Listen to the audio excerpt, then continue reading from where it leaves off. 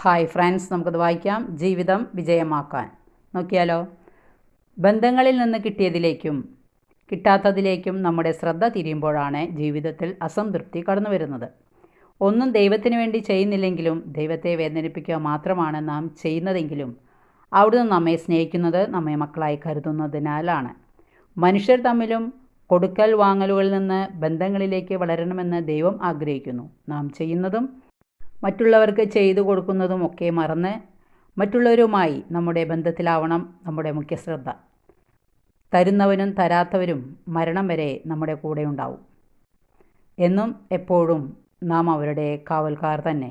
യഥാർത്ഥ ജീവിത വിജയം ദൈവത്തിനു മുൻപിൽ മാത്രം കണക്കു പറയുന്നവർക്കുള്ളതാണ്.